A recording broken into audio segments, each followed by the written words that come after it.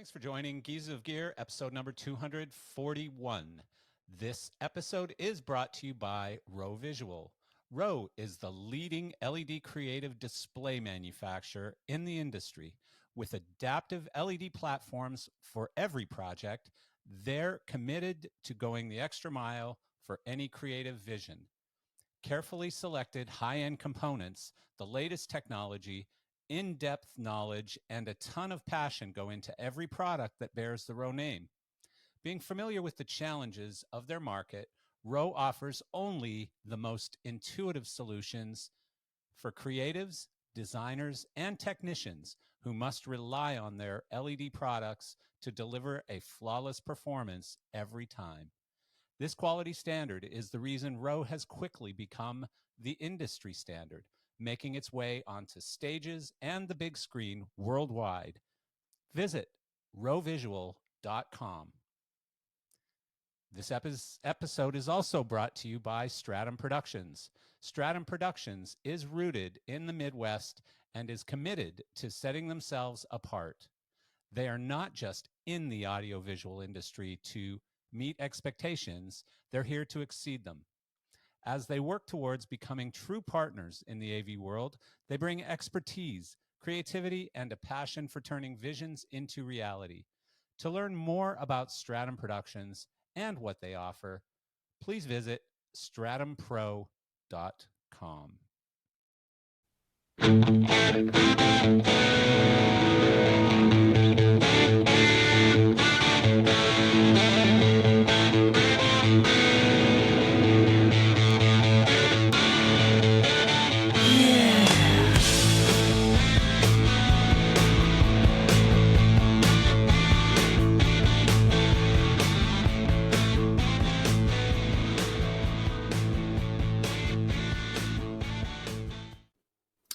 Hello and welcome back to episode number 241. And so I'm maybe looking a little weirder than normal on today's podcast. Part of the reason is because, I'm a little nervous. I'm hitting buttons that I'm not used to and stuff. We have completely changed platforms for our podcast again. We did this first, I think, well, maybe not first, but the last time we did it was close to a year ago. It was last summer. And we had been using a platform called Ecamm Live. Ecamm is not really made specifically for podcasting. It's a video, really cool video platform. It's very good. There's nothing wrong with it, except that it was crashing during podcasts. It was basically, it would freeze up, but you wouldn't know that it was freezing up. It just, unless you happened to be looking at the counter, and that would show you that it was frozen. And so we almost lost the Glenn Rogaman podcast.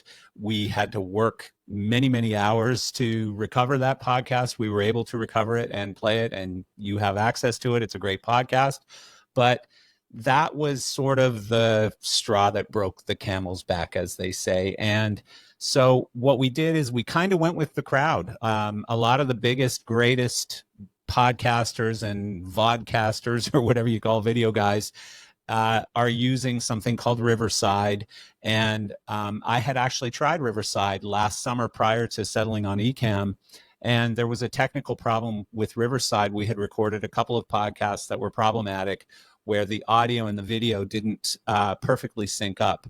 And part of that, and I'm going to go into the weeds here a little bit, but the reason behind that is one of the great things about Riverside is that it bypasses a lot of the problems that happen in remote podcasts, and all of my podcasts are remote. And so what tends to happen is somebody on one side or the other gets bad internet and it starts glitching, or the audio goes bad, or weird things happen.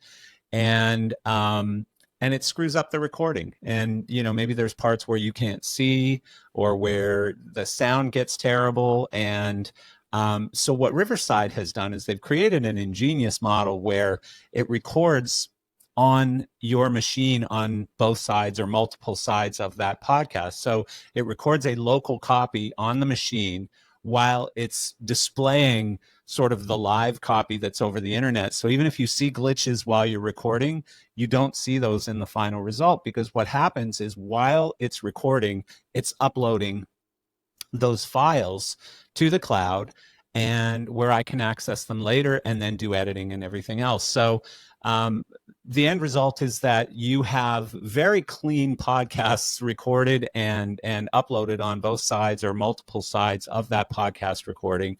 And it gets around any internet. You could literally lose internet. And although I wouldn't be seeing that I'm still talking to someone, I could keep talking and it would keep recording it. And so it's really, really a cool platform. And so today is our first sort of guinea pig test on Riverside. We've been doing a bunch of testing in the background. As I said, I used it last summer, so I was pretty familiar with it. But now we're going head first into the deep end. And so, yeah, welcome the new Geezers of Gear on Riverside. And from a recording standpoint, for the guest, it's a much better experience. It's easier, it's cleaner, simpler.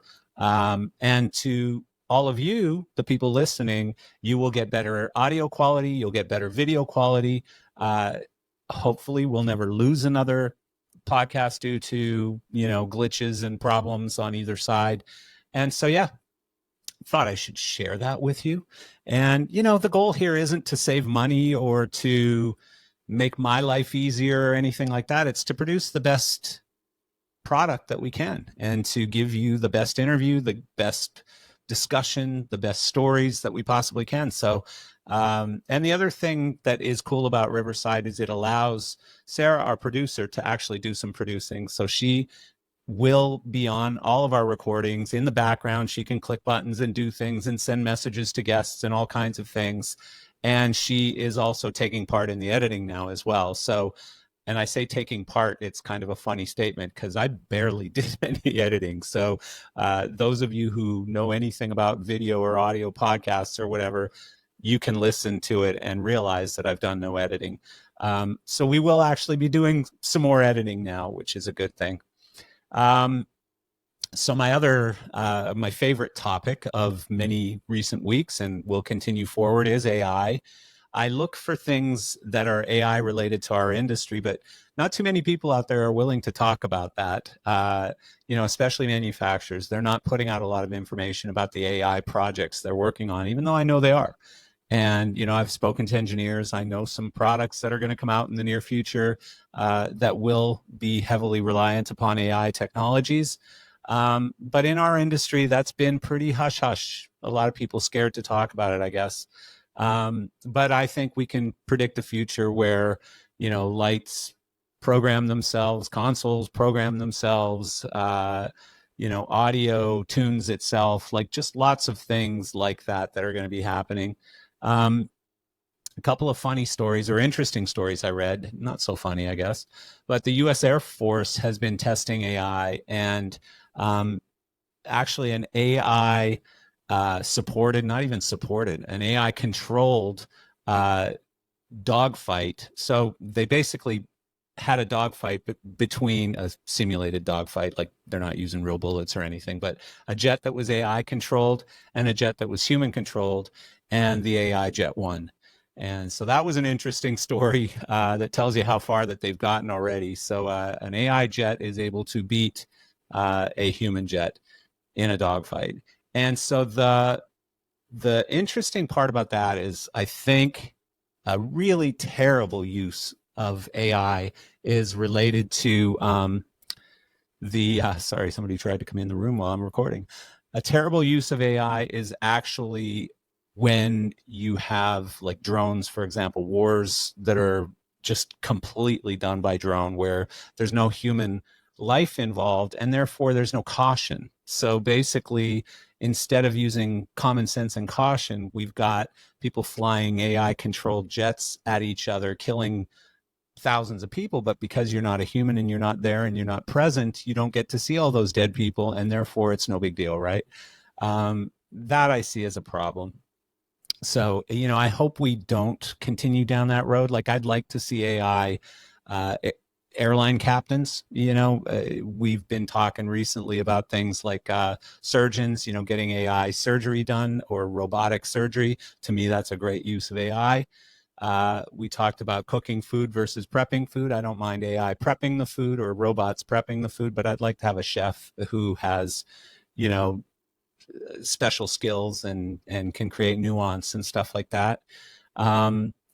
But also, flying airplanes, like, take away the human error altogether and have robots and AI flying airplanes, I think is a good thing, and navigating those airplanes. So lastly on AI is Elon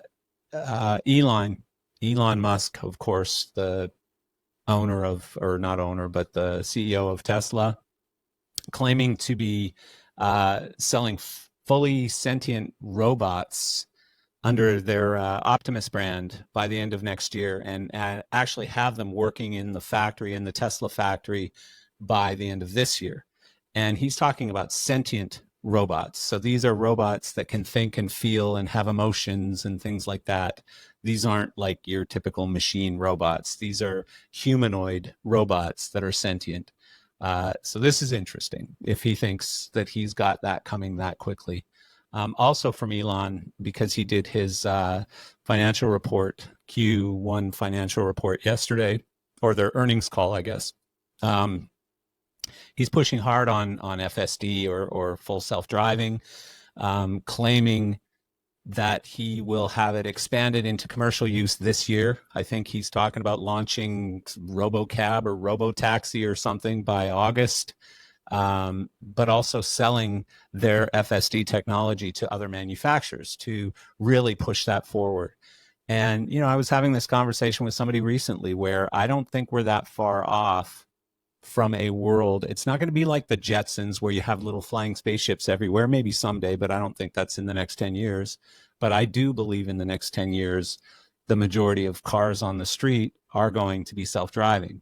And this should technically eliminate accidents, or at least for the most part, because I don't know at what point they'll outlaw or ban human drivers, but it should eliminate or let's call it drastically reduce accidents and things like that, reduce pollution, reduce, because they can do extremely efficient mapping and trip plans and all of that kind of stuff.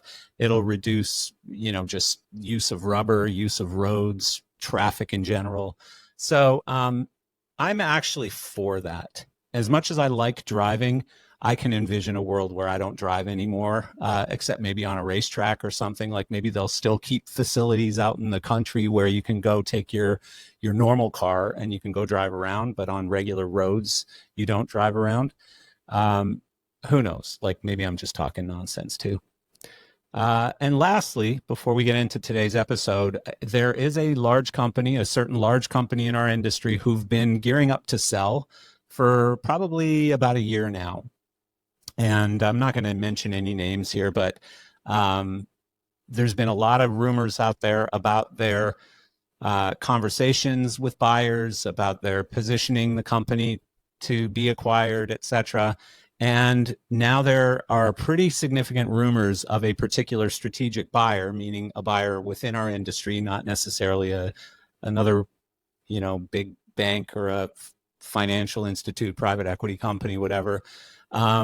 But that particular strategic buyer has also been quietly raising a pretty large amount of cash.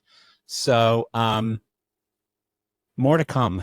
I don't want to say more than I really know, and I don't even want to say what I do know, but I believe that there's going to be a pretty impactful and significant sale that should happen within the next couple of months. And we'll see. More to come. So today's guest is another pretty cool guy, Michael Nevitt. Michael has spent 30 plus years in the entertainment industry, first as a freelancer. Then in 2011, Michael joined forces with other designers to create Crossfade Design LLC. During that time, Michael has created designs for small, medium, and large scale events worldwide. Michael is the president and senior designer at Crossfade and guides its overall business operations. Michael has also been the resident lighting designer for 13 seasons at the Hope Summer Repertory Theater in Holland, Michigan. He designed scenery and/or lighting for over 40 theatrical productions there. Michael has been involved with hundreds more theater productions, concert tours, television, and live event productions, including events like the Salt Lake Olympics, Super Bowl halftime show, which I believe we'll talk about because I think that's the one, the disaster that Martin got involved in the 90s.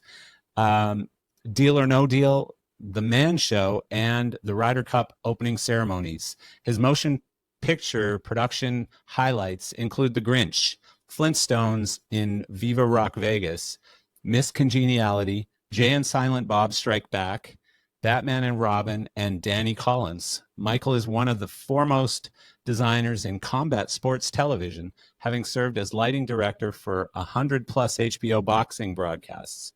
Some of his proudest moments have occurred outside the bright lights, instead serving as a mentor and designer for productions with his children, Connor and Cassidy. So here we go. Let's bring on Mr. Michael Nevitt. Mike, how are you? I'm good. Glad to be here. Cool. Yeah, I'm glad to have you here. It's I can't even remember the last time I talked to you. I'm sure it was at an LDI show or something. We bumped into each other, but it's been a while. Yeah, the old Martin days. Well, you were actually at Martin, I think, before me.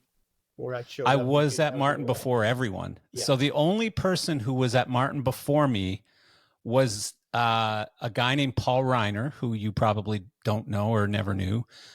He's been out of the business for 20 years probably. And there was a Russian guy named Alex. And this was the guy who was sort of the anti-sales guy at Stratum, and who everyone hated. Like this guy, he would just brutalize you into buying smoke machines or whatever, right? You buy now. And so I didn't have very big shoes to fill, really. It was quite easy to sort of get over that bar that was left for me. But yeah, I was pretty early at Martin. But I recall something, and I was thinking about this leading up to this podcast, and you can tell me whether it's true or not. Weren't you on the Super Bowl where we had those RoboScan 1220s that failed so miserably on the halftime show? Yeah, Jason Robinson and I. Yes, were on correct. That, and we were, young. I was working for Moody Rabbits then. I remember. Jeff was the LD, and I was the gaffer, and Jason, I think, was brought in by Bandit to run one of the mini consoles that we had. And right. Yeah, the 1220 showed up. Totally inadequate to do what we were doing, which was put them on the balcony of the, Dolphin Stadium or Joe Robbie or whatever it was called back then. And they showed up in boxes from Denmark with no plugs and no plugs. And we I remember it so well. Wiring them up, and 3 pins that needed to have reverse on it to work with the whole hogs. And Nils, this is even Nils painful Ferguson to listen to. I know. Nils reminded me of that too. Programming Hog Ones. It was fun. It was a nightmare. I mean, I don't know that I slept that whole week because between dealing with Finn Kallestrup in Denmark, the engineer, and Tex on our side, I think Mike Ravenhill might have even been there, come in to help us as a tech. But and it might have been Noel. I think, was it Noel? Maybe. Or was that might have been too early for Noel? But yeah, I mean, it was such a nightmare. And I remember there were also some carts that they made to drag out to the field. Yes. And at one point you guys were programming and they turned on the sprinklers just like out of the blue. And, these RoboScans were hating life enough before getting hit by water. Yeah. So we had some on some scissor lifts too that we had mega scrollers on. These gigantic scrollers, if you remember those. Yeah. And they didn't like the wind too much, but they lit about a third of the stadium with one of them. Yeah, I know. They were crazy. That was the first Super Bowl that they actually allowed people to turn off the house lights full. Right. It was a Disney event. It was promoting that Indiana Jones ride. and they allowed the stadium lights to be turned off because they were always afraid, well, what would happen if the stadium lights didn't come back on? Yeah. You Yeah. know? No, I remember that. Yeah, that was crazy. But I also learned that week how, like, you do not touch the grass. Like, whoever Oh is yeah. responsible for that grass is God. And so when Mhm. they turned on the sprinklers and we went to try and talk tough to them, they were like, "Excuse me?" Yeah. And then what they did the day before the game is they went and they painted the grass green with like sprayers because they were like, well, it looked brown on television. And then the next day after the game, they bulldozed the entire field Oh and my God. resodded it. It's crazy, isn't it? Yeah. It is Yeah. really crazy how it's sacred ground, literally. But I remember we had a massive data problem with those RoboScans, and like they would just lose their minds and start going in weird directions and stuff. And Finn, the engineer from Martin, didn't believe this was happening, and so I believe we actually made him come over, and like he was in the rain and out there trying to figure out what was going on. And uh, it was the Yeah. And there most was no nightmare gig. IP65 fixtures back then, right? You just hung them over there and hope they, put a piece of plastic trash bag over them or something. Yeah, Yeah, I mean, it's a miracle that Martin turned out to do what they were, given the early products with the the start. 1220 and the PAL. Remember the PAL? Do I remember the pal? And then I remember the there's pal. Yes. another good story. I think it was there was a gigantic tall, it was a moving head, but it was really tall. Mac Mac 1200. Yeah, It was Mac the Mac 1200. So Frank 1200. Montero calls me up before I worked for Martin and said, I want you to look at this new light. And he sends me a cut sheet, and it looked like a nice little bear light size light. And Little. I come out there and the thing is like as tall as me. And I'm Yeah. like, that's funny, Frank. Where's the real light? And he's uh, like, well, this is it. I'm like, I can't hang that on a truss. did you go to the demo we did in Vegas with Mike Ledesma designed it for us? Don't think so. Don't think so. Yeah. It was hilarious because basically we went to Peter Johansson and said, I don't remember what we were asking for at the time, a studio color, I think. Like, we want a studio color, a moving head wash light to compete with the VL5, and High End has this cool studio color thing, and he ships us this Mac 1200, and we went, whoa, that's not Yeah. quite what we were looking for. It's funny, but we could talk for 3 hours just on the Martin stories, I'm sure. Oh, absolutely.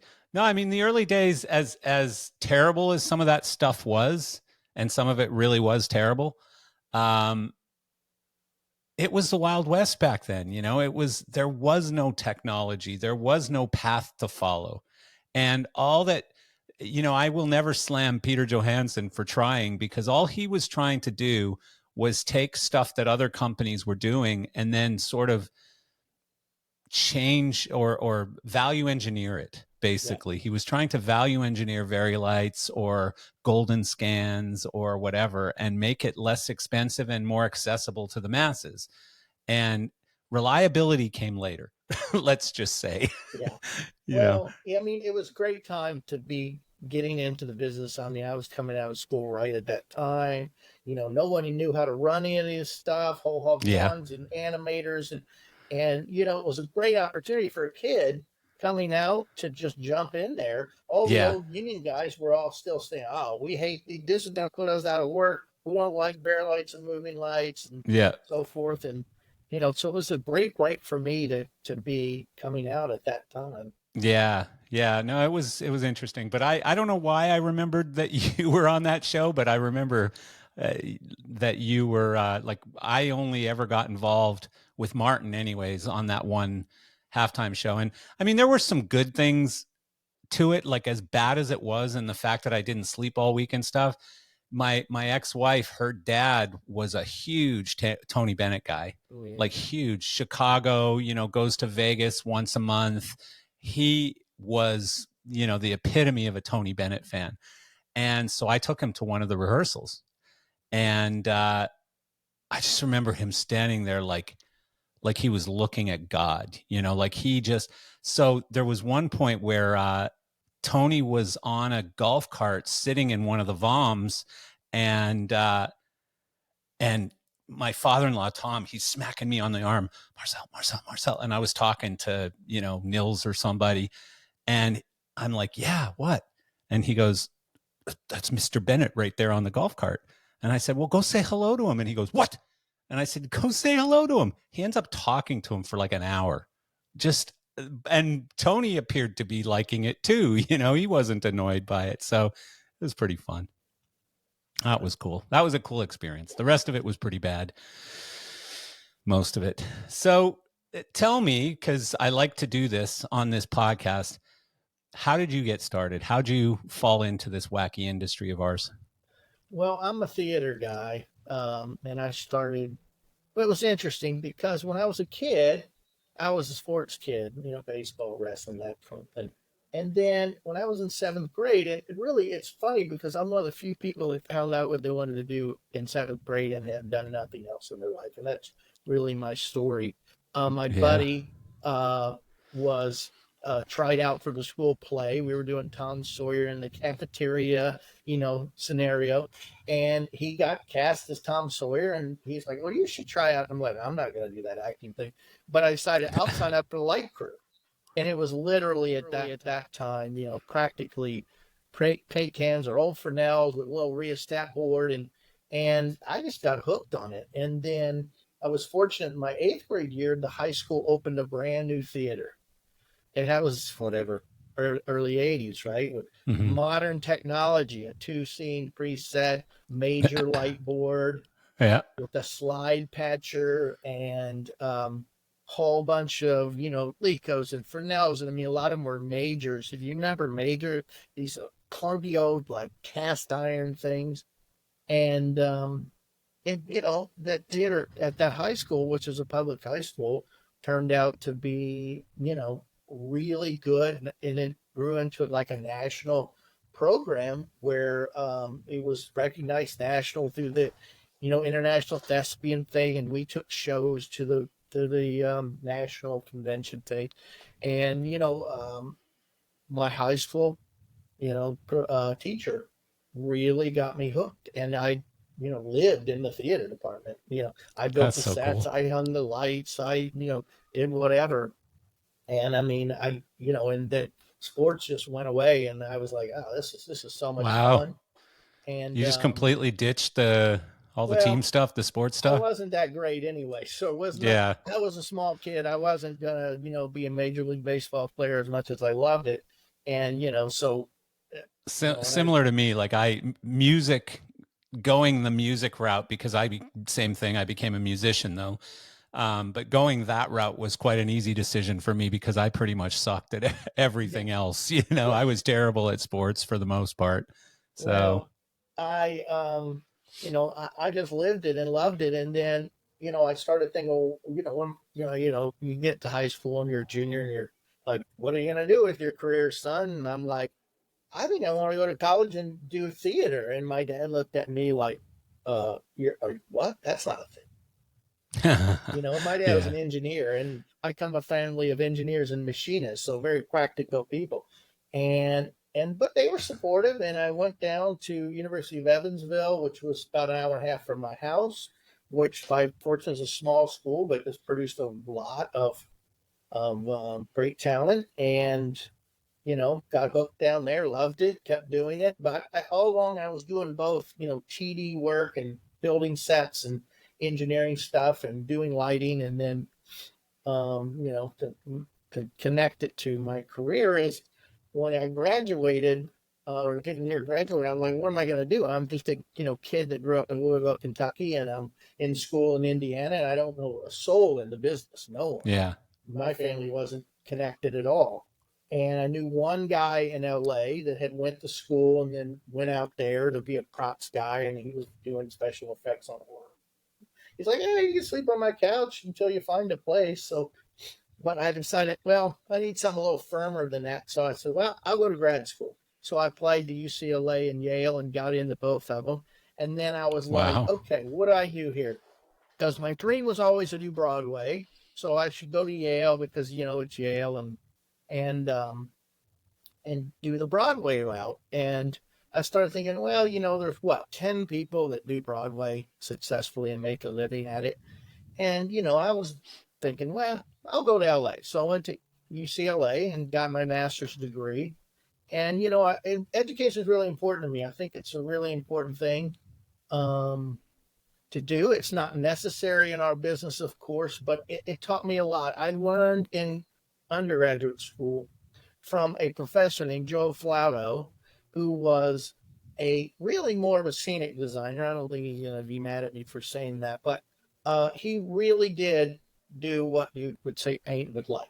Right? Mm-hmm. He taught me, and I was just a technique coming out of high school. I knew everything there was to know about Lecos and Fresnels, 6x12s, and so forth. I could name every piece of gel in the gel book, and then he was like, "Oh, well, that's important. This is, you gotta paint with light. You gotta." And he taught me how to use color. He taught me how to use, highlights and shadows and do all of this design stuff. And but at heart, I'm really a technical person. Mm-hmm. So that's where, when I went to UCLA, I started uh, getting interested in moving lights because Verilights was a new thing. And I caught a break, and that Jim Moody called out to UCLA because he was a graduate of UCLA and said, "Hey, we're looking for somebody that can draw in AutoCAD." Now, this was 1990, right? AutoCAD 10 was, we had a professor named Lee Rose who literally wrote a book on AutoCAD on stage. Wow. And we had Yeah. helped him build symbols. And, this was just standard AutoCAD. There was no lighting to it. So we made our own symbols and stuff. And then I went to work for Jim Moody and Jeff Ravitz at their company, Moody Ravitz. And, that was a big break for me, really. No kidding. Because I got to Jim. I mean, people who don't know Jim, well, Jim is with Sundance Lighting, and he just recently passed away a couple of years ago.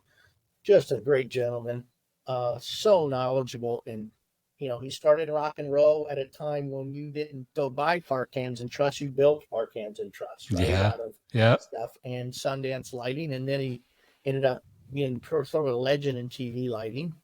I learned a lot about gaffing and TV lighting from him. And I also got an opportunity to work for Jeff Ravitz. And, Jeff was also a legend. I remember the very first week I was working for those guys, being a kid from, Louisville, Kentucky. Jeff said, "I need you to go to Bloomington, Indiana. We're doing John Mellencamp concert at the football stadium." I'm like, what? Perfect. I called everybody I knew. Hey, guess what? I grew up in that area. John Mellencamp was a legend. Yeah, that's cool. So was that your first like rock and roll gig? Like your first? Yeah, literally, that was my first rock and roll gig. I mean, I played around with Verilights a little bit, but I wasn't in a band. I wasn't a musician. I wasn't that. I was a theater kid. Yeah. And, found out that, wow, this is kind of fun. Now, ironically, my first concert I went to was a Styx concert in around 1983 when I was in high school. And they were, I believe, the second show to have VL1s on. And was Ravitz designing it? Ravitz was a designer, but I didn't know him. It's funny how that all ties together, huh? Right. So I went to that concert and I saw these Verilights and they were like, "Domo arigato." All these lights start coming down. I'm like, oh my God. This is what I want to do. That's awesome. I didn't at that time have any hope of going to work for Verilights. So yeah, I didn't know anybody in the business. So anyway, to wrap that up, I graduated from UCLA, 1993, and I was just, I was doing, gaffing and crew work, and I'd worked on a couple of feature films by that time, and, just doing crew stuff. And I got a call, again, a guy called UCLA looking for somebody that might be interested, and my professor passed it on to me because he knew that, I had done the internship with those guys and knew moving lights. And the guy was Nils Thordarson. Oh, geez. Isn't it funny how it all connects together? I was listening to Matthias doing his podcast, and he was talking about how, I got connected with him when I was teaching the Automated Lighting Academy. And, a bunch of great people. That's a whole nother story that I think he went into a little bit. But, Nils called up, and I went and interviewed with Nils, and he was like, "Yeah, we got this new company called Flying Pig Systems." And I was like, "That's a funny name. We got the board." So did all of us. All of us thought that, yeah. And I was literally the first Flying Pig employee, other than the three guys, Nils, Tom, and Nick. I didn't know that. I never And knew that. I knew you yeah, were there early, but I didn't know that you were the first employee. That's I wild. wasn't there when they developed the Hog One, but I was Right. there when they launched it. And we had a little office. And Nils lived in a house in Malibu and California, and we got a little storefront on the PCH in Malibu, set up a console, and I do training there. And Nils was gone doing his thing, so every day I would kind of pack my lunch, go across the PCH, sit on the beach, watch the That's waves, awesome. and eat my lunch. And then the funny thing is after about a year, I taught everybody that had a Hog One. There was only like a dozen in the U.S. It was Nook and Marty Wickman and all these guys that were Hog One guys. Um, and there really wasn't that much for me to do. Huh. So I told Nils, I said, Little did you know. huh? Little did you know it was about to Well, go nuts. yeah. Yeah. So what happened is we were at Plaza one year, and it's just a cliche story, but it is true. Literally in a pub, I sat there and I was just a bystander, really. But Nick and Tom and Nils are like, "Oh, we're gonna build a new console, and it's gonna be touchscreen." And everybody's like, "Oh no, that'll never last on the road." And I remember, like it was yesterday, Neil's going over and looking at the screen that the waitress was poking at, right? And they said, "We're going to use that screen because this may not have it how it actually turned out, but that was how the conversation went." And they were like, "Look, it survives beer and all this stuff." Yeah. That's some really good logic, actually. Yeah. That really is good logic. I never knew I that also story, and remember, that's incredible. yeah, I don't think I'm giving away a trade secret or anything here, but they were sketching it out on a napkin, two screens and 10 faders. And, oh, we need a keypad. Well, let's just copy the keypad off the light palette because that's what everybody knows. So if you look at a keypad on a Hog, it's the same arrangement as a keypad on a light Interesting. palette. Huh. Just little things like that. And then I said, well, you guys are going to take a while to develop this. I'm going to go out freelance and do some stuff and call me up when, you're launching this console. And they did. And well, at the time, they decided to give the distribution to AC Lighting. But what was the distance of time between when you said, okay, guys, that looks like a great idea. Call me when it's done. How long did that take? That's probably a year, 9 months or a Yeah. year. Wow. And, Huh. and so I stopped working for Flying Pig, but I think on good terms, Nils would Yeah. say.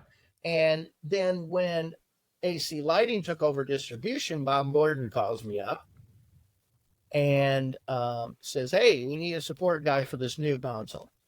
And I'm like, "Great, love it. I'll take the job." So he is in Agora Hills, California. I was already living in LA, so that worked. So we launched this new Hog 2. And I remember the very first Hog 2 that landed in America. Bob was like, "The Hog 2 is showing up today. I want you to take it down to Disneyland. And you're gonna light the castle for Halloween for Brian Day. Jeez. No No pressure. mantle, No never touch pressure. the board." Oh my God. I mean, but What it a was a Hog, lunatic. right? So I figured Hog 1, Hog 2. Yeah. So get this console out there. We're programming away. Vines, I think we had IntelliBeams, maybe Cider Lights by then. I don't remember. Vines crawling up the castle. Everything was great. Brian says, "Okay, can you go back and change this cue?" And I'm like, "Okay." So I start changing cues, everything starts screwing up. And I'm like, Uh-oh. what's going on? And if you're a programmer, you kind of follow my logic. If you're not, you might not understand this. But I call up Tom Thorne and I said, "What's going on?" He goes, "What's a tracking console, mate?" And I'm like, "Oh." So I only dealt with theater tracking consoles, which I don't, without boring you too much, is you replace the hard values after every cue, right? So if the light's in blue, blue, blue, blue, blue, and you change it to red, it'll change the values to red, red, red, red down the cue list. Well, Right. Hog was a transparent tracking console. So it said be in blue and then had no values. So if you change it to red, it would just track red without changing the cues. Does that make sense? It does. It Yeah. does. Yeah. So what was happening with me is because I had no manual and didn't understand it was a tracking console because I just started like the day before. Is it screwed up all my cues every time I would make an edit. Oh Well, after no. Tom told me that, fortunately, it was the middle of the night in California, and he was in the office the next day, so that worked out.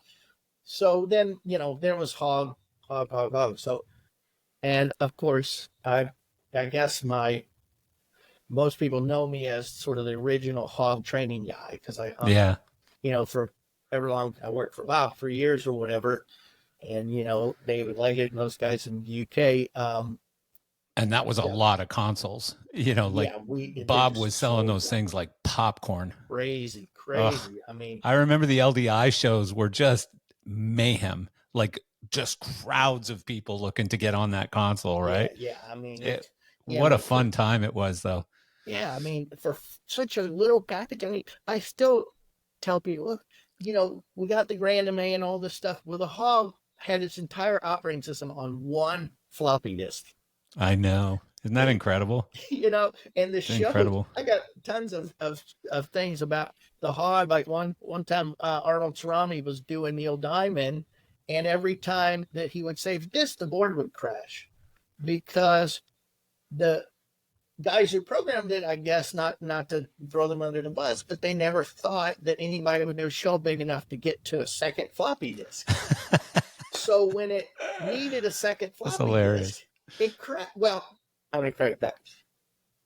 They realized that they would queue you for a second floppy, but the way Arnold programmed the show was one giant queue list, and they Mm, were a multiple queue list kind of mentality. So when it got to the needing a floppy, it didn't know to ask for a floppy within this queue list. I'm sorry, I'm being a little right. technical there, but No, it's all good. so because the queue list was so large, it didn't know to split that queue list in half and put the first half on the floppy and the second half on the second floppy. Oof. So it would crash. Yeah. So, those were the kind of things that I not only taught, but I deal with. And for me, it was fun. You go down there at 3 in the morning, everybody's freaking out, and you're calling up them and, flying pigs like, oh, hold on. Yeah. And they do an update and they upload it, which probably took 2 hours to upload and 2 hours to download at that time It's a on different dial-up time. internet. Yeah. Different time. Yeah. You're in a hotel on a dial up going, and Yeah, exactly. you're downloading an update to your hog too. So, Yeah. so then I'll finish my career story and then we can talk about something else. So then I went back freelancing for a number of years and I was fortunate enough to work with some people like John Tedesco on Batman and things like that. And my career really took off. But then, I got married and decided to have a kid and, things changed.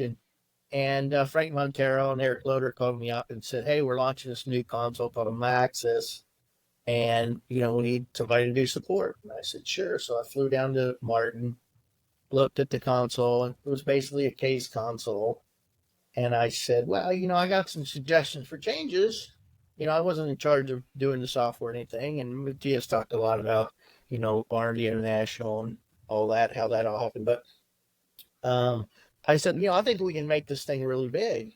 So went to work for them and hired Matthias shortly after, and you know, wrote a lot of software specifications for the guys in Denmark to do it. Worked Yeah. with the guys in Denmark. There's a guy named Christian Krauser who was instrumental in launching that console over there.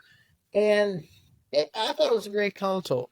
It had some hiccups, and especially in the the hardware world, Hmm. which were, kind of caused it to fizzle. But for a while, we were ahead of the Grand MA. Yeah. Yeah. Um, No, it was almost a little ahead of its time in a sense, with some of the concepts and stuff. But yeah, yeah, it's an interesting story, the whole Max's thing. yeah, we were trying, I think, to do too much dual processors and having the 3D visualizer built in, and we Yeah. just bit off too much. And it just didn't work out. But it's still a great software platform now. They got the hardware, new hardware, and Relation took it over. And Yeah. I love the M series. It actually, I'm not a programmer anymore. I can't program the Grand MA. I'm only an That's LD and a wild. businessman now. That's Um, wild. Good for you. well, You it's got kind of better. like I don't want any of my producers to listen to this, but when you can program an LD, people want you to double duty it. Yeah.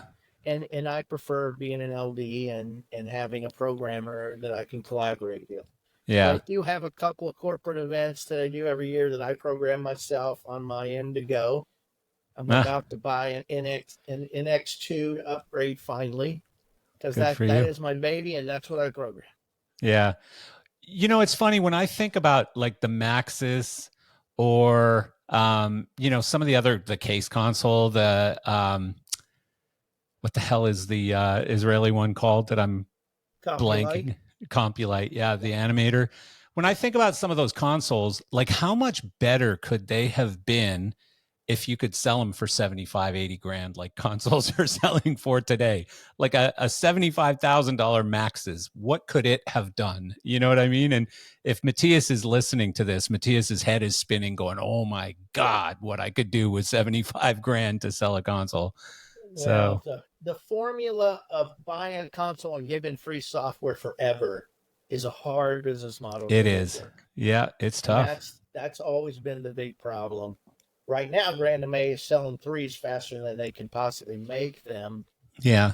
So they've got that revenue coming in. But that's always the challenge that people want to buy the console and they want to get all the software updates Infinity for free. Yeah. So Well, again, I think that's a price thing. Like maybe they could change the business model and say, okay, new consoles are 40 grand, but you pay 9.95 every time we do a major software release or whatever, right? So I guess it's six of one, half dozen of the other one, right? So yeah, yeah. Some people have tried that with the subscription thing and consoles, and it didn't go over too well. But who knows?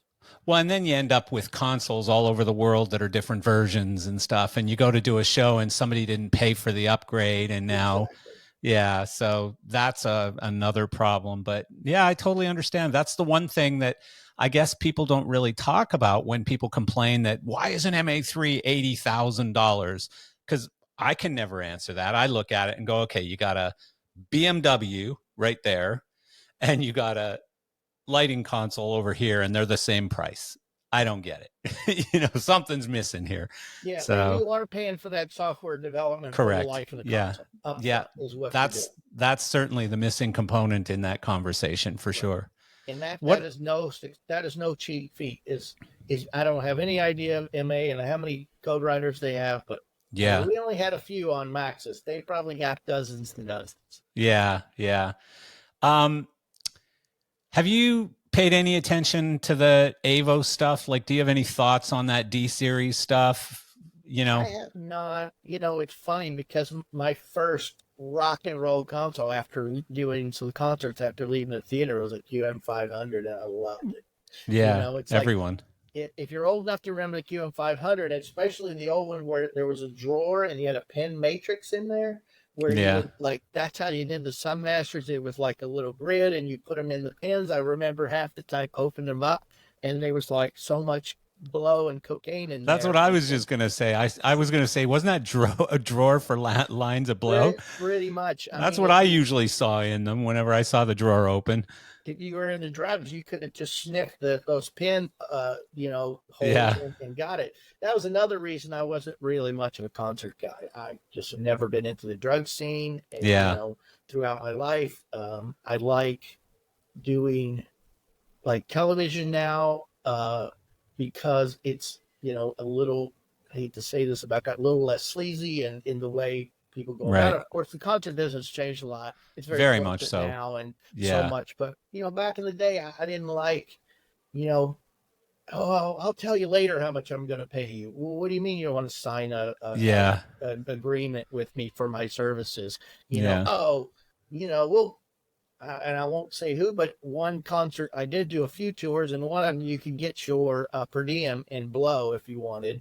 oh my God, Instead of that's per diem, unreal. I'd say I'll take the cash, and you go, "Look, you're just gonna come back here and buy it from me." So the production manager, the Wow. dealer on the Yeah, tour. that's unreal. So that one really wasn't my scene, and that was ending by the time I really got into it in the early '90s. But Yeah, I enjoy doing the television stuff now.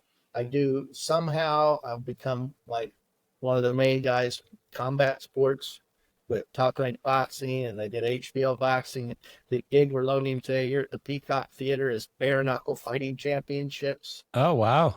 Huh. which is a big up and coming fight league where they don't wear gloves and they just beat each other up to a pulp. Yeah. Yeah. BKFC. Yeah. BKFC, yeah, I, it's sort of the. If I like to see if UFC is not brutal enough for you, BKFC I is know really it's funny because I'm a huge UFC fan. I have been since the very, very beginning of time when they were only in like Alabama and West Virginia and stuff, you know. And I'm just a massive. It's that and hockey are my two favorite sports, and motorsports, of course. And but the BKFC thing is just a little too violent for me. You know, it's just, especially girls, like when yeah. Paige Van Zant, the beautiful blonde that she is, when she went and started doing this BKFC thing, I was like, Yeah, that's and she's not sexy. beautiful on the way in, gets pummeled in the face, Oh, comes back yeah, 3 months later for a fight, and she's beautiful again. Some good yeah, plastic surgeons. yeah. How's that working? Yeah. Yeah, that's so. How did that happen? How'd you become known as like the sort of OG of combat Well, sports? yeah, so that story is connected to Jason Robinson, actually, Hmm. WWE guy. WWE, And yeah. Jason and I go way back. I don't know. I think we worked together on Farm Aid 5 and I want to say like 1992. Two kids. I was Oh, working wow. for Jeff Rabbits and Jason was working for Bandit. Yeah. And, we really became really good friends at that point and stayed friends and worked together over the years. And, he went to wrestling and he got connected up with Top Rank Boxing around 2011. And they wanted to upgrade their show. Basically, boxing was very simple. Just light the ring, take 4-color lights, point them at the camera during the commercial. That was what you Yeah. did for a Yeah. decade. Um, and Top Rank was really interested in evolving the product, so they got in touch with Jason, and Jason was doing WWE. So Jason and I started helping them out to upgrade their product, and eventually led to them saying, "Hey, we just want you guys to take over our show." Wow. So Hmm. that sort of started Crossfade Design, more or less. Jason and I have been kicking around for a while, starting a design company, just to funnel through the payrolls and the liability and all that stuff. Yep. So we did in 2011. Him and I started Crossfade Design, and then shortly after, we decided, we got talking with Eric Wade, and Eric joined in and joined the company. He had his own little company, which we merged together with that. And then we had another friend of his, that John Early, that's actually a surgeon, who came in and sort of handled more of the business stuff and so forth, financials. And so, but anyway, Top Rank Boxing, we actually sort of created a company around doing that show, since we were able to sign a multi-year deal with them, and Very cool. then bought the equipment. And we always said, well, we might buy a few consoles or whatever, but then we bought the whole system, and we've been with them since 2011. So what's that, 13 years now? Yeah. Good for And you. What we a went, successful run. yeah, from them doing some of their own stuff on Latin TV to HBO. We worked with HBO, and now we're Top Rank's tied in with ESPN. So Top Rank on ESPN, Hmm. either on a lot of Saturday nights or on the Plus app. So Jason and I sort of design the overall look together. He's the production designer. I go out, I handle it on a day-to-day basis, and we provide all the equipment for that. Very So cool. that's and then I like to say that we really, took boxing to more and added more artistic flair to it, brought in a lot things like Sharpies into the look, and nobody really done that before us, and we started lighting the audience so it wasn't just a smoky room where it was dark in the background and the Yeah. ring was lit. We brought a lot of LED technology in, or LED screens, where we started showing graphics, and a lot of the other people have started using the same thing, but we sort of headed that up. I'm wondering too, though, like if the rise of wrestling and the rise of MMA, UFC specifically, probably pushed them to become more of an entertainment event not just like you said, a lighted ring and smoky Oh crowd. yeah, definitely. I think so. Yeah. They saw their boxing's been, declining in viewership for a long time. I Yeah. think they saw this, and Top Rank was really, their bosses were smart in this way. They said, look, we got to increase our production value. Younger viewers, they want to see, flashy and Yeah. graphics The and walk-ins and all that kind of yeah. stuff. Yeah. And Yeah. now, of course, with the sports betting thing, is just a whole nother phenomenon Right. of that's changing our industry with the advertising of all these betting apps and stuff. Yeah. Yeah, that's cool. That's interesting. I didn't know you guys were that tied in with Top Rank. That's really cool. Yeah, Uh, yeah, we've had a great relationship with them. Their management, their producers, and their owner, Bob Aram. I mean, they're just fantastic people. yeah. They understand the value of production. I mean, it's not a massive budget thing. Yeah. Eric's with Crossfade. Eric's doing Janet Jackson right now. And probably talked about that a little bit. Yeah. I mean, that budget blows us out of the water. But for us, it's consistency. We have done it year in, year out. It's like a tour system that never comes apart. And we do, 20, 24 fights a year with them. Yeah. So if I can ask you, and you can tell me, none of my business, but is it a proper company or is it like a collaborative where you're all doing your own outside stuff too, and then occasionally stuff within the collaborative? No, we're a proper company. We kind of started out more as a collaborative design thing. Let's just Yeah. share some stuff. But now, we are a company who, we have a lot of equipment. We have two offices, one outside the Louisville area and one in Dallas, where Eric is based. Yeah. And we've managed to acquire a lot of equipment over the years. Yeah. I mean, I don't know. We have well over a dozen Grand MAs, and we have media servers, and Yeah. a lot of front of house gear is where we started. That's what we really wanted to be our business model. But as it came along, we would say, hey, we can buy, you know, um, 2 dozen Sharpies and put them on this gig, and after a year, they paid themselves off. Well, yeah. I mean, if you're renting the exact same thing every show for 2 years or 3 years or whatever, it makes a heck of a lot of well, sense. we're two things. One is our business model is that we're not a rental house that's just going to go buy 1,000 bear lights and Right. hope that we rent them. Yeah. We don't want to be that, even if we had the resources to do it. Yeah.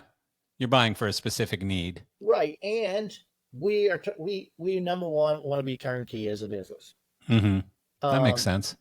there's still enough producers out there who want to come and say, design us a show, here's a check, provide all the gear, provide all the crew, all of it. Yeah. And there's still plenty of those people out there, and that's what we search out. And maybe it's not the biggest tours out there, but um, that's our business model. And then if we can buy a couple more consoles by that, or some new media servers, or I think Eric's Well, getting into that Pixera stuff now. yeah. Um, Yeah. Well, and Eric's also, isn't he? I don't remember if it's managing or tour managing or something with Janet. yeah, I don't know what he calls himself, but he essentially is producing the whole thing now. Yeah. Again, that That's fits wild. into the model of the turnkey. And it's interesting because both him and I have spent way too much time being businessmen now, Yeah. figuring out, how we're going to finance his lights. Or, you know, we just purchased a whole slew of Mac 1s. Love those things. Yeah. And again, makes sense for what we need, but it helps when you're doing turkey and you're the designer and you can spec what you want. Correct. Right? Yeah. We work that into our designs, and Yeah. we don't have to, upstage into the world and PRG of the world. They want all the LDs that send their show out to bid. They have to provide this, and they want the newest, latest, greatest. Well, we can buy these things for the Janet tour and then use them on, a fight league thing Yeah. after. No, it makes nothing but sense. It Yeah. makes nothing but Yeah. sense. It's I would think that based on the success of your model, we're going to see other other ones pop up. Well, I probably shouldn't have said all this because I don't want the competition, but um, Yeah. I think flat copy, what they say, imitation is flattery or whatever, Yeah. and I think that's the way we feel a little bit in the boxing stuff. Some of the other people have started doing what we've done, Yeah. and and then we move on and we innovate something else, and that's just Yeah. kind of how we like to do. But yeah, I spend now probably 50% of my time, being the president of Crossfade and running the business operation. I mean, I got great people working with us. It's not just me and Eric. We got a great staff of bookkeeping people and great kids. We call them kids, in their 20s and 30s, including Eric's two sons have joined the Yeah. I was company, going to and they're say fantastic. And then we your got kids aren't involved yet, though, right? my kids are not involved. My son started out as wanting to, he started going into theater, decided it really wasn't his thing, Yeah. and moved on to a different career. Good And for him. I'm very proud of him and what he's Yeah. doing. And they headed to graduate school to probably be a college professor. So, Good for him. and my daughter most of my kids were in the theater, acted, and let. My daughter never wanted to do tech. She was a dancer, and now she's in pre-med. So Oh, good that's for good her. because I need somebody to support me in my retirement. Yeah. Well, it sounds like Crossfade might Yeah, do okay in yeah. that regard. It's going to take care of you really well. It's been wildly successful, honestly, more than I ever thought, and it's really happened without a lot of conscious effort. We're just like, hey, we need $2,000 a vase. Let's not rent them. Let's just buy them. Finally, we need, a bunch of movie highlights for this show. Well, why should we rent 'em? And then, we'll go out and supplement everything, with truss and motors and whatever. We own a certain amount of that stuff too. But, we can't do a tour the size of Janet with our inventory, but we partner with one of the big companies to do it. Yeah. Yeah. You just tell them we need this, this, this, and this. We're going to supply this, this, this, and this. And it works out. Yeah, and Uh, the other thing we got into over the years is some consulting, where we've done, we did like the scoreboard for Chicago Bulls United Center. They came to us and came to Eric and said, "Hey, we don't want just a normal scoreboard. Design is something really cool." So we did it all in 3D animation, and it made it multi-part scoreboard with CO2 and lights, and it wasn't just this tube. It dynamically moves in different parts and stuff. that's And we interesting because there's companies that do just scoreboards. Like that's Yeah, their business, their it, entire it's business. yeah, and they tend, and nothing against them, they tend to be a little stale, right? Just the same kind of, oh, we're gonna have a little wedge here and whatever. And probably just as expensive. Like you probably weren't that much more money than them. And it's just 10 times more exciting, Yeah, I mean, I guessing. like to think so. We just did, Yeah. we consulted on that. We didn't get involved in the installation of the LEDs or anything like that. But Right. another project that we worked on, right, with Eric, he had kind of when he joined the company, brought this along, which was Little Caesars Arena in Detroit was building a new. Hmm. And I don't know if you've seen any of the pictures of this. There's really some innovative stuff going on there. They have a 10 by 10 tension grid, rigging grid in there. So there's 10 by 10 squares. There's like 1,000 of them, Wow. and you can rig down through them. And that's fascinating for me being from the theater and my technical side. Um, But Eric decided, hey, let's put strip lights on the bottom of it. And he went to Loader and they made a custom thing, and we underlit the entire grid. So now it's like pixels in a video, and Oh, you can map it wow. and so it's the entire ceiling, except for where the scoreboard is, can be mapped. And we done an American flag and Chevy Oh, logos that's and different things. incredible. What a cool Right. idea. Yeah. Yeah. And then also there we did I think it was a 600-foot wall of metal that was projection mapped in the lobby. Oh, So a is lot of that cool. open now or Yeah, yeah, it's that's, been open for years. Yeah, it's where the oh, Pistons play and the Red Hawks, oh, okay. the Huh. Yeah. hockey I team haven't up seen there. anything on that. Yeah, there was a couple articles in TLSN and Light in South America on it, Interesting. and check it out. It was a pretty cool project, and Yeah. we Sounds like had it. it on for years with all, it's totally networked within their building and multiple brand names, and it's really cool because you can go anywhere in the building. You can say, okay, that's Ethernet port 156, pull up the IT department, patch 156 into the lighting network, and then I can plug a console in and program a show. Nice. Yeah. That's very nice. Yeah, it's amazing when you get some lighting people involved in the design of a space like that, right? It becomes very practical.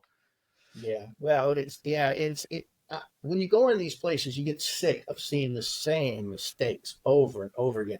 Churches are the worst. No offense, to churches, but like they just dusted off the last plan they had. So all the mistakes from the last church they did are now in this church too. Well, aren't theaters pretty similar in that Theaters, regard? yes, theaters Yeah. are like that You've too. got Yeah, years of mistakes just sort of piled on top of each other. exactly the same Yeah. thing over and over.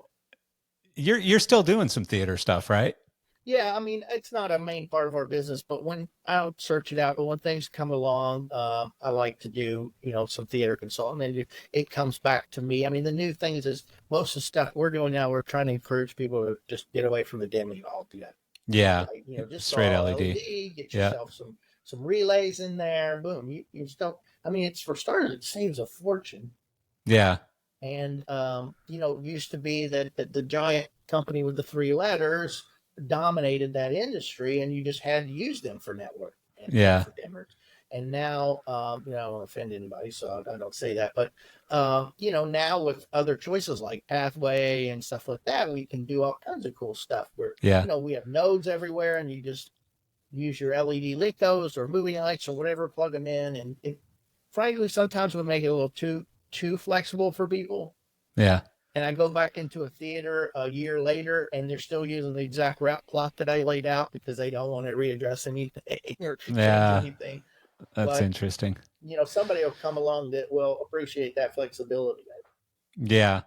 Yeah, I mean, theaters really do seem to be becoming a lot more state of the art now. Like even, through my company, Gear Source, we every once in a while we'll get like, the previous version of Luster. We'll get 500 of them available because somebody's upgrading to the new Luster, and those will go out to a bunch of theaters or whatever who are going from old, lamp-based Source fours to Lusters, and that's a huge jump for them. And I'm just seeing it more and more, along with churches, they're stepping up their game too. Well, and the less power you need. And I mean, Mm-hmm. being a theater person that was, trained in theater lighting, it was a tough change for me too. I mean, to Yeah. go, the Source 4 was a warm and fuzzy for me for a long time with a Roscoe 23 in the front or whatever, Mm-hmm. and to go away from that. And, we went through that evolution with moving lights too, right?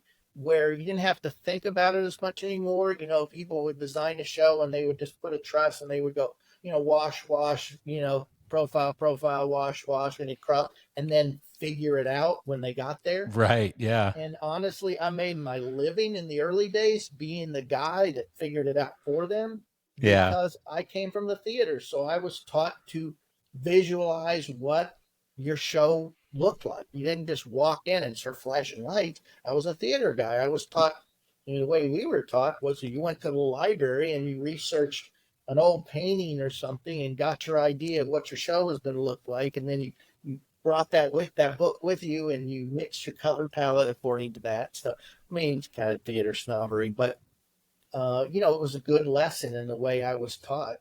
Yeah. Like everybody, I mean, I have 3 or 4 mentors in my life that, changed my life.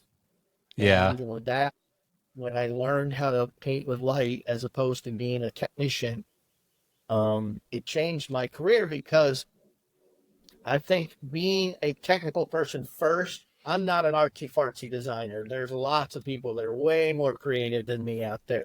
But what made me successful in my career is I was a pretty good technical guy and a pretty good, artistic guy. And I could make my brain change from the artistic to the programming, number crunching, and then go back to the artistic. That's an important And fact. Yeah. some That's a people big are one. one way or the other. Yeah. And I've known them both. I know a lot of them both, actually, lighting designers who are just completely artists Yeah. and they don't realize that the things they're asking for are practically impossible to do, or technically stupid. Or you have, the other side of the coin. One of my favorite topics lately has been AI, and just, not even just AI in our industry. I get involved in all kinds of conversations about AI related to everything from, your daily life to business to automobiles to whatever, space, anything. And I'm just extremely intrigued by it. I'm a little bit knowledgeable about it because I use a lot of it in my own business now and in my own daily life. But what are your thoughts as far as, like, there's a lot of concern about lighting designers, programmers being replaced, people who are creative designers being replaced. And I mean, there's some jobs, I think, in our industry that are probably kind of tedious, and probably you're writing hundreds of lines of code that maybe you won't have to do in the future. And that's probably a benefit, not necessarily something taking your job away, because you can spend more time doing something more artistic. But what are your thoughts on it all? Well, this is where I feel like I'm an old guy and I want to say, get off my lawn, because It's not uncommon. I've not embraced it. Yeah. I'm not scared of it either. It's funny because as I was walking to the gig this morning, one of those autonomous Ubers drive by with Right. somebody in the back and nobody in the front. And I'm like, what the heck? Yeah, And then, I I was get it. having a conversation about AI the other day, and it was in reference to my son, who is now, a creative writer, and he wants to write screenplays and novels and so forth. Um, and I'm thinking, well, I can put him out, and I don't think so. You know, sure, things like nightclub lighting. If I was a nightclub lighting guy, I would be very concerned about my job because it's that kind of stuff. I think in the short term is easy for AI to do. Mm-hmm. Can AI, design the next Lady Gaga tour and come up with some creative stuff? I don't know. I'm hoping that it won't before I want to retire. Yeah. But I've seen some cool stuff. I mean, I was working on boxing the other day with one of our creative guys who handles a lot of the branding and stuff.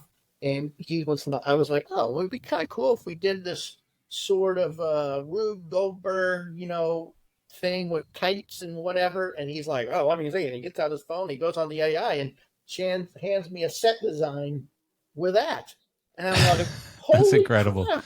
That's incredible. I Yeah. mean, it took like 30 seconds and it's like a legit thing. I'm like, Yeah. put that away, put that away. Well, I did the same thing the other day with a friend of mine who he got addicted to this particular brand of bicycle. And I forget what they're called. They're called like big ass bikes or something like that. And, they're just really cool looking cruiser bicycles. And he's electrified them. And so he bought two himself, and he put electric motors in both of them, and they've become these incredible bikes. And he gets stopped on Miami Beach all the time saying, "Hey, where'd you get that bike?" Yeah. So he has basically gone out and bought every used one of these that he can find. And he's got like 15 of them now, and put motors in all of them. And I'm like, what the hell do you need 15 bikes for? And he says, Yeah. I just love them. Yeah. And so he decided to start, we're in South Florida. So he decided to start a bike rental company, and he came up with a name, and it's called Elite Bike Rentals. And so what he's doing is he's tying in with concierges at hotels and stuff like that. And he'll deliver the bikes, and he's charging a premium price because they're very sexy bikes and they're e-bikes. And so he shows me his Facebook page, and I said, "You have no logo." And he goes, "What do you mean?" And I said, "You got to have a logo. I mean, you need t-shirts, you need something to put on a brochure in those hotels and stuff. You got to have a logo." "Oh, well, where do I get one of those?" And I said, "Hang on a minute." And Yeah. 10 minutes later, I sent him 10 different logos. He fell in love with one of them and said, "Oh my God, can I have this?" And I said, "Yeah, it's yours, Yeah. done." And he goes, "Well, who do I owe money?" And I'm like, "No, I just had it made by Yeah. Because you subscribe AI." to the app or whatever, right? Yeah, Yeah. I yeah. mean, that kind of stuff is cool, that rudimentary stuff. And again, I think it's going to change our world. But like in my son's case, some I don't think they're gonna write the next cool novel with AI. That's some creative thing that no one's ever done. I mean, yeah, they can write a novel, no doubt, and we'll see how it pans out. And you know, Yeah, I don't I would know. tend to disagree with you, Mike, just because the thing is they're becoming sentient, and there's different opinions on when and how and if AI will become sentient, but it will. And when it becomes, and meaning it's thinking, feeling, self-expanding and all of those things, um, then we're going to see how far this goes, and Well, and I I don't think know. that's where legislation comes in to Right. stop it from going too far. Yeah. I mean, But haven't we seen a lot of movies? I mean, didn't we watch the Terminator? I mean, come on. yeah, I I know, mean, I we've know. been warned here. Yeah, no, And I know. I don't. I hope it. Like I said, I'm 55 now. I'm hoping I'm retired in this business before it gets too far. The younger kids in the business got to worry about that. You're right. Will AI be able to write Game of Thrones and be great, or will it just copy Game of Thrones? Will it come up with its own? Maybe you're right. Maybe it will. But you Will could, here's the cool thing about AI though, Mike, is you could say, write Game of Thrones, but act like you are the Flintstones in writing Game of Thrones, yeah, and write it like the Flintstones but, would. yeah, And all of but a sudden it's this whole different thing, because you can combine different bits and pieces and yeah, but without you used to actually say just this copying about something. consoles and copying and knocking off China, knocking off stuff, and I'm like, well, when people stop innovating stuff because you've put them all out of business, Yeah, then it I'm with ends, you. right? I'm Nothing new 100% will with you come on that because, one. huh? I'm 100% with you on Yeah, I that mean, one. but Totally maybe agree. I'm wrong. Maybe AI is so sophisticated that it will be that. And honestly, I'd rather not live in that world. I may have to, but you know, Yeah. But the thing is, if you look at the upside, so Richard Cadena, right? of course, I had him on the podcast recently, and we talked about AI. And he said one of the applications that I've recently used it for is he writes JavaScript to do certain things, and I forget what it is, but he'll write a whole bunch of lines of code, and he uses AI for that now. And he saves himself tens of hours, on writing these scripts. He uses AI and uses those hours more productively. right. So it's just like anything else. We have to adapt or die. I mean, the biggest thing I've always seen this meme where it's like if Thomas Edison invented a light bulb today, the New York Times would say candle making industry threatened. Yeah, You you're know what I totally mean? right. Yeah, you're Like, totally right. sure, things come and go. I mean, we don't use kerosene lamps anymore because we have electric lamps. Now, all my friends are like, I never go to the checkout lane at Target or whatever, that self service thing. And I'm like, it's coming, people. I mean, Yeah, you can fight it or you can be the technician who repairs that machine when it breaks yeah, yeah. because You're it's totally right. coming and you can't do anything about it. If it's more cost effective and it works and whatever, I mean, that has its own challenges, but we just have to adapt, and we will Yeah, as a civilization. Certain jobs go away, and yeah. maybe my job will go away someday. But You know who said it really well was you know who Mike Rowe is, right? The Dirty Jobs oh yeah, guy. I love that guy. Yeah, Yeah, yeah. So he was on. I think it was Joe Rogan. I don't even remember, or was it? Might have been Tucker Carlson or something. He was on somebody's podcast recently, and I can't believe I don't remember because it was like 2 weeks ago. And he was talking about the fact that you know it's not going to replace plumbers, but it's going to make plumbers a lot smarter with regard to marketing their business, expanding their business, doing accounting in their business, and plumbers might be poets on the side because of AI or whatever, right? So, well, that's a great point. We may come full circle that the vocational jobs are the ones that are left and become oh, the I high think we're paying there. jobs. Yeah, I think You we're know, we're on the verge of that right now. the Yeah. artist and the snobbery artist and stuff like where I like to say, oh, I'm a designer and I could do much better than AI. I might be out of a job, and the guy, you're right, doing the plumbing, who uses an AI camera to go down your pipes and figure out exactly what's wrong. Yeah. No, you're right there. Um I was just going to ask you something and I forget what it was. Uh, anyways, the other thing I'd like to do is talk to you a little bit about gear. And one of the things I like to do on the podcast, and I probably should put this into the pre-show notes so that people can think about it for a minute and I don't put you on the spot. But 3 pieces of gear, go-to pieces of gear that any show you're doing, and I know that different shows you're going to start with a different package, but what are the 3 pieces of gear you got to have on every show you do? Like currently or past stuff? Currently, today, Yeah. your favorites. I mean, I still think a Sharpie or a Leishi 5R or that beam light is Super again, you important. got to keep in perspective the type of shows I do. And I'm doing a lot of television shows where it's important to fill that background with light or beams or something. And that's a cheap way to do it without building a set in the back and so forth. Well, even rock and roll shows, Mike. I mean, when you got a bazillion lumen screen behind you, you're not going to project these pretty gobos in front of it. You're going to put the brightest beams you possibly can. Yeah, yeah. And I mean, there's tons of variations of that. They're getting bigger, brighter, and now LED, which is great. But yeah, call it all a Sharpie. Like Yeah. people forever called it every moving light a Vera light. Yeah. And It's they sort of the called Kleenex of beams. Yeah, exactly. Yeah. So that's indispensable for sure. And the person who thought, hey, let's reinvent the ACL, which is essentially what a Sharpie is, right? You put 4 of them together, you have an ACL. Some younger people watching this probably don't what's an ACL. But I mean, I did do enough concerts when I was coming up. I fell in love with an ACL. When I came out of theater and I discovered an ACL, I was like, oh, that's the coolest thing, right? Way before.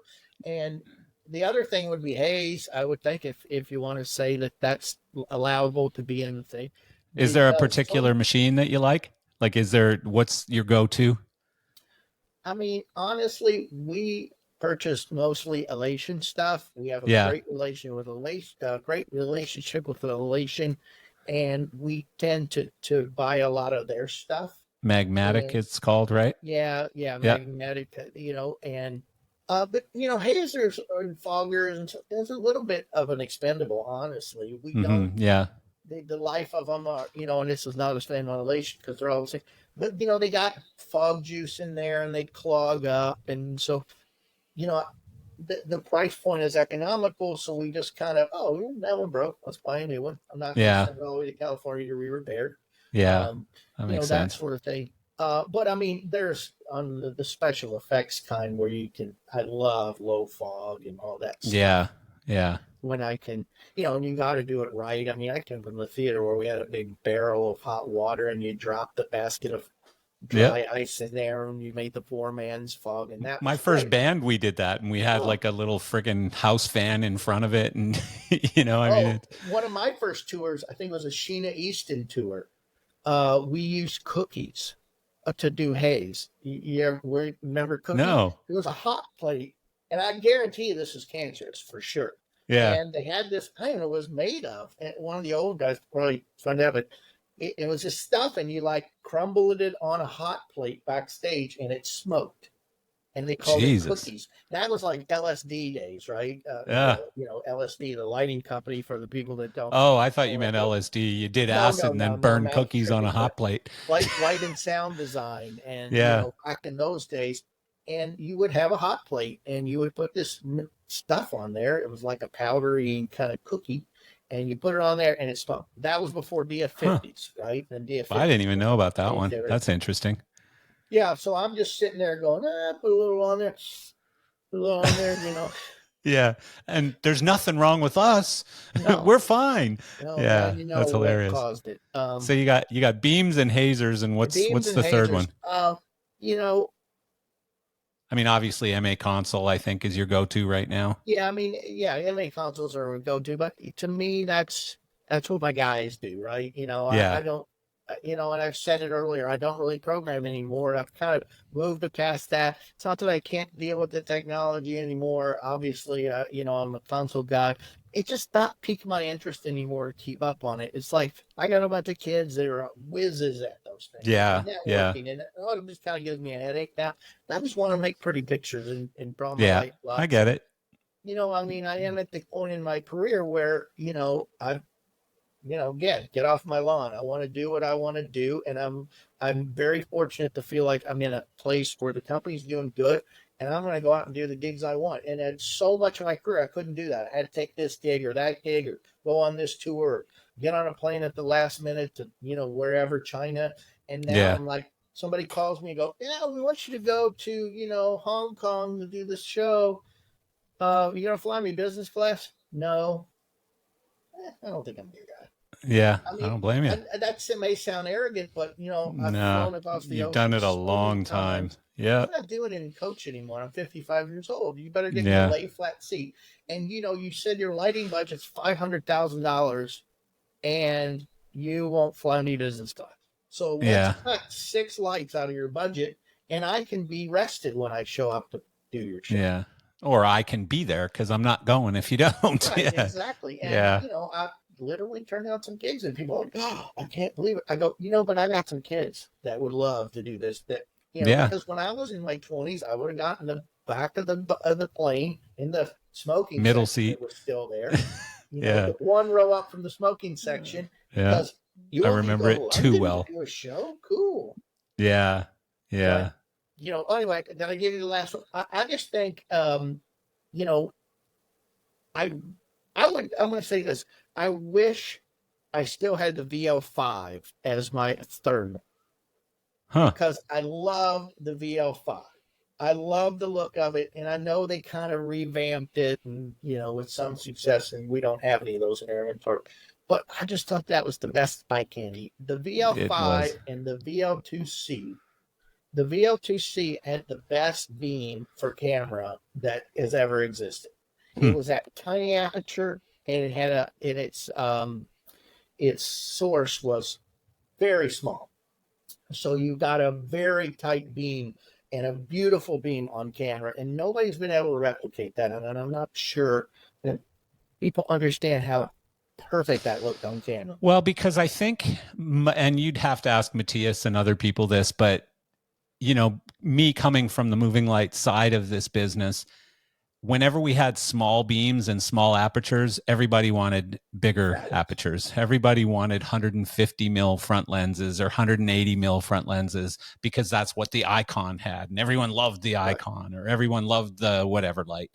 And so one thing that I learned a long time ago, and I'm older than you, and I'm old now, and so I can say this, like, if I was designing products, I would design what I wanted to design, because the minute you start listening too much to everyone, you're going to get 100 different versions of every light, because everyone's going to have a different idea of what it needs in it. And they're always going to want the one thing you don't have, no matter what you put in it. So I've experienced that when I was at Morton doing some R&D, and especially with the Mac 3.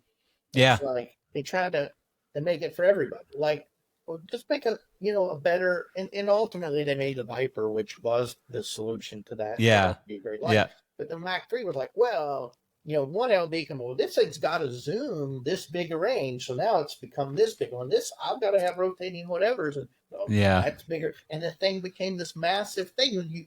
You tried to please too many people. I mean, we're still in the industry of fixtures where specialized, these lights do this and this light does that. And in every hybrid light that I've seen, and I'll probably get some calls of Rovi or some other people to show me their hybrid light that's great. Yeah. But it's never been very good at any particular thing. And, well, you're compromising on something. You have to. You have to compromise on something to have everything, right? So it's just a series of compromises put together in one package. Yeah, a wash light is a wash light. No matter how much you diffuse a profile, it's not going to do the same thing as a wash light. Mm-hmm. So, but it's secular. It comes back around. Like I said, the ACL came back around, became the Sharpie, and the fat beams kind of went away, and then now that people are maybe going to go back to, it's just a different look. And there's certain lights out there that we've not invested in because they're one-trick ponies, and you see them on every television show for 6 months, and then they sit at the back of the shop. And no offense to high-end Shogun, right? Shogun, exactly. the ring was really cool. And if you were the first couple of people to put that on your show, you were styling. But then it just got so familiar that you're like, oh, Shogun today because I don't have any budget because they can't get those new cool lights. Yeah. No, you're exactly right. And that's the problem with sort of novelty lights. You're calling them one trick ponies, and they are, but they're a novelty. They've got one, like, there's this wave thing now, which I thought was really cool for a minute. Really cool. Yeah, really super cool. If you saw it on more than 2 or 3 shows, you'd be over it and you'd want regular lights back or whatever, right? So it is interesting. But one of the things you said that I thought was interesting was the VL5, and that you've invested in Mac 1s. Because when I first saw the Mac 1, I went, well, it's a little VL5-ish, that thing. And I talk about it way too much, and I'm not, I worked for Martin, but that's about it. I'm not by any means, they don't sponsor my podcast or anything, but I think that's the coolest thing that's come out in the last few years, because not because it's got this incredible technology, but because it's very utilitarian. It can do a lot of different cool things that you need to do with a little package, small package, lightweight, and super cheap. And that to me is a winner. Not gonna, and then all the accessories, the 4-bar thing and all that stuff. It's just a great package. Really well done. Yeah, Martin's got a lot of cool things like that to connect together, and these little square lights. And all. Yeah. And unfortunately, other than an install, it's hard for me to invest in that stuff. Yeah. But I like it, and those are the kind of things that we will go to DRD or Upstaging or whatever, because those guys have those kind of. They can afford to have those things, right? Yeah. But yeah, the Mac 1, I love it. And I've never even seen it in person, honestly. I missed last year's LDI, and all my people went, and they all come back and said, Mac 1, Mac 1. And then Eric was like, yeah, I love that thing. Let's get some. And because it's cool. I mean, having some cool little lights, is a nice thing to mix up. You can put them in rows, you can put them in a pod, you can do a lot of, and then the way they map and stuff is just real. Well, and also from a cost standpoint, people have become way too accustomed to $10,000 moving lights at dealer cost. And, that thing's under $2,000 at dealer cost. So it's much more affordable. You can have hundreds instead of 20 of them or whatever, right? Yeah, so, exactly. I think we purchased 152 of them. Yeah. And those are all out on Janet? Those 4 bars. Yeah. They're all on Janet? Yeah. Cool. Yeah. Will be. I don't know. Maybe I shouldn't be giving away Eric's design there, but I think he talked about it too, right? He did. Yeah. Yeah. He talked a whole bunch about Janet. Yeah. Yeah. That was a cool discussion. I mean, you guys are killing it. It's great to see. I love it. It's good on you. I mean, I'm really fortunate in Crossfade, and and when I made this, joined up with Jason and then added Eric, and I mean, we all complement each other so great, and that's what we formed the company for, because, like, Eric's more of a rock and roll guy. I'm not really a rock and roll guy. I'm a TV guy, and maybe if he has a TV show, I help him out, and if he has if I land a concert or something, and I do occasional ones, I think, like, Anita Baker last year and stuff like that, he helps me out a little bit. Yeah. So, and then, we share. We've really gotten into, I don't know if Eric talked about this, we have a couple of previs studios in our Dallas office. He did, yeah. And we're using Depends on that. And it's fantastic. I mean, I was involved back in the AC lighting days and Flying Big Days with WYSIWYG. Mm-hmm. And love WYSIWYG. I mean, they did all my plots on it. I did the pre-programming on it. And then, of course, I up through the days with Martin and so forth. But, I mean, Depends is just blows it all away. What's it called? It's called the Pence. The Pence. I don't know this. Previs software. Okay. And you can do animations, and you can make custom people. So your guitar player's strumming along, and the smoke is not just smoke, but it looks like real smoke. Oh, and interesting. Fountains, with water effects and Bellagio type fountain stuff. Sounds expensive. It's really not that bad. I mean, the software itself is not that bad. Of course, you've got to invest in some really hot computers to run it. Yeah. But we've set out the studios in Dallas where you can go in there and pre-program stuff. And there's, done all the Janet Jackson stuff. And we do a lot of other stuff in there. And now we're renting out to other people to come in. And I mean, that's a tricky thing. People over the years have always tried to do previs studios, and they deck them out with, bars and food. Yeah. It's great, but it's a tough business model to make work. For Yeah. us, it's for our own use, but then if we rent it out, that's a bonus. Yeah. And we Yeah, use but it you're a not lot. providing a hotel room and catering and stuff. It's just a previs studio. Yeah. Yeah, it's just a previous Bring your studio. Subway sub. Yeah.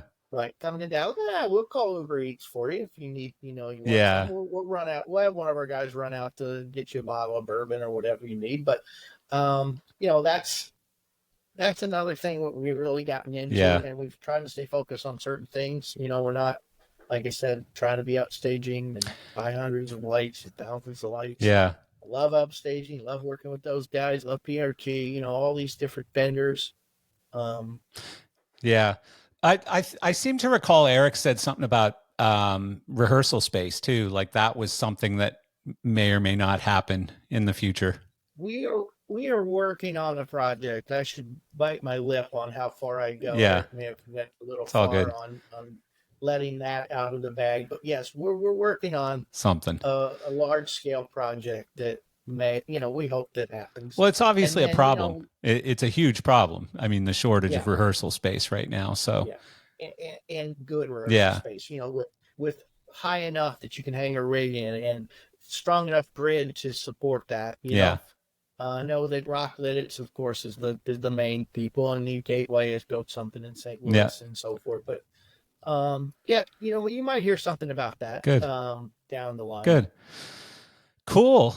Well, I appreciate you taking the time. What gig are you on right now? You mentioned it earlier, I think. I'm on Bare Knuckle Fighting Championships, BKFC. We're at the Peacock Theater in downtown LA next to, well, it's called Crypto now. I'll call it Staples Center forever. And when are the And fights? it's a theater, and The fights are when? Tomorrow or Saturday or what? the fight is Saturday night. Of course, by the time it's a Saturday night. It's an app that you subscribe to. Okay. BKFC.com, and check it out. I mean, it's not as brutal as it sounds, although it's a little bloody. brutal. I mean, how far are we from gladiators where we just kill each other? But you know what though? Like people think it's all just so brutal and horrible and everything. But like I'm a big UFC guy, and the thing about that sport is there's so much more to it than what you see. Like it's not just brutal violence. There is some of that, but there's a lot of strategy, and there's a lot of like, if you focus too much on headshots, you're going to get kicked in your legs, and you're going to end up not being able to walk. And if you focus too much on your stand-up game, you're going to get taken down and put into some kind of a hold that's going to, make you tap or whatever. There's just so much. This is definitely different. This is straight up boxing. Yeah. This is straight up bare knuckle boxing fighting, with no kicking. gloves. Yeah. And some people argue that it's safer in a way because people get knocked out really quick. You don't get like 12 rounds of concussion to your head. Constant head trauma. Love it because there's a lot of first round knockouts. There's a lot of fights and a lot of men early. The women, not so much. They tend to beat each other up because they don't have the power. Yeah. But a lot of the guys come out in the first 30 seconds. It's over. Yeah. That guy's down. Yeah. And so it's not as bloody. The bloody ones are the ones that go several rounds. Yeah. Well, at least you're far enough away where you're not getting hit by like blood from the ring. Way clear. Yeah. I don't. Yeah. It's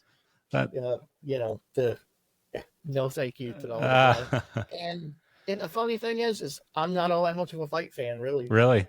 I mean, yeah, you don't seem like it. Boxing fan. You don't seem like it. I don't watch MMA. I could care less about UFC. Yeah. Which is not our client.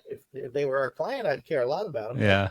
But, I do these things, and I enjoy the people I work with. Both these Top Rank and Bare Knuckle, the producer stuff are fantastic to work with, and that's what I seek out in my old age. Right? Yeah. I want to enjoy what I'm doing. I want to work with people that are fun to work with. Keep working with those people. Maybe add some cool project. I mean, I really talk about one of the greatest things I got to do in my career, honestly, was help out at my high school because I lived in LA for almost 20 years, and then I moved back to Louisville where I grew up. And when my kids were ready for school, and they went to school back there, and they were involved in the same theater department that I was involved in, went to the same high school. And, I'd spend hours and hours and hours helping them, installing moving lights in their high school That's and cool. designing some stuff for them, teaching the kids, and just mentoring those kids. And I designed a couple of shows. One show I got to design, which was a production of Newsies. I don't know if you know that I show, don't. Broadway show or not, but I'm a big Broadway guy. But uh, my son starred in it, and I did the lighting for Oh, it. So it was wow. like fun, right? Amazing. And Yeah, you, and he was also doing lighting, yeah, and he did some other ones. So that was a great time. I mean, honestly, one of the things I really want to start looking for is maybe passing that ability to teach kids stuff, or maybe try to find a visiting assistant. If anybody's listening and needs a visiting professor for a semester, I don't know that I could give up my career and be a professor full time forever, but man, I would love to be involved in some schools and teaching these kids, that's because I amazing. think that I think there's so much out there. A lot of times the theaters are teaching the kids to be Broadway designers. And, as I said at the beginning of this broadcast, it's like there's 10 of those.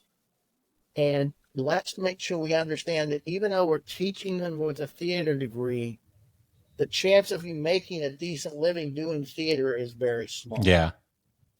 But you can make a nice living in this industry, being a programmer or a designer or being out on the road. If you're willing to sacrifice and do this lifestyle, you can do really well in this Yeah, yeah, business you certainly if you're can. good. Yeah, and that's such an important thing, like for guys like you who have done it a while and you have such a sort of wide package of knowledge.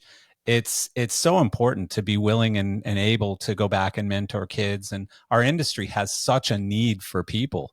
So it's Yeah, such an important thing. And it's, our industry is so unselfish when it comes to that. Like just the willingness to share information and share ideas and share knowledge, is amazing. So I like that. Awesome. Well, Michael, I appreciate you, great. man, and good luck with the show this weekend. And yeah, Thanks. Been fun. Good talking to you again after a long and time. you as well. All right. Okay. Cheers. Thanks.